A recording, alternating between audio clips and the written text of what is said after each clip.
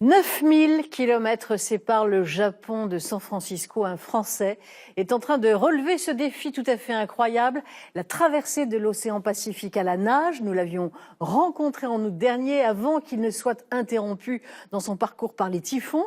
Benoît Lecomte vient de reprendre la mer pour nous alerter sur la pollution des océans envahis de plastique. Nous vous donnons de ces nouvelles, Anne-Chaline Lambard, Noé Salem. Nous avions laissé Benoît Lecomte en plein typhon, obligé de rejoindre la terre ferme au Japon.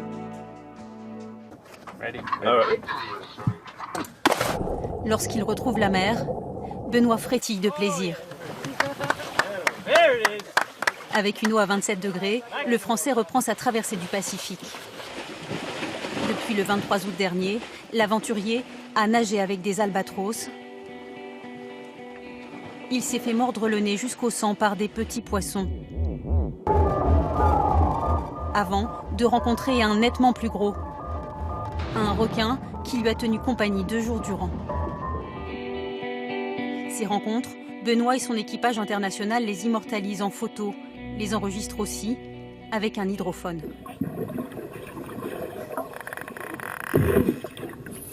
On peut les entendre. Ah ouais, on entend le cliquetis. Moi, personnellement, j'ai jamais entendu ce genre de choses-là. C'est vraiment merveilleux.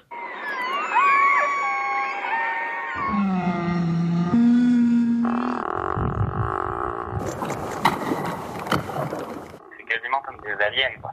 Ils se parlent entre eux et on peut vraiment entendre les différentes voix. Et c'est incroyable. 3000 heures d'enregistrement sont prévues afin de réaliser la plus grande cartographie des espèces présentes dans le Pacifique. On a une vue des sons émis par la faune du Japon à la côte ouest des États-Unis. C'est la première fois qu'on a un tel échantillonnage de ces sons-là.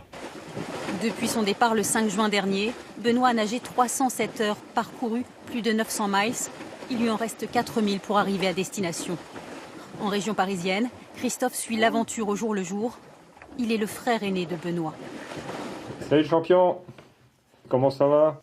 Ah, ça va. J'ai vachement de chance avec ce tuba en fait. C'est le tuba qui a pris le coup d'hélice. D'accord. Il y a une grosse coupure. Eh ben dis donc. L'hélice du Zodiac dans la tête, Benoît l'a échappé belle. Christophe, lui, attend une opération après avoir traversé les Pyrénées de la Méditerranée à l'Atlantique. Les 2 frères ont la bougeotte même à plus de 50 ans passés.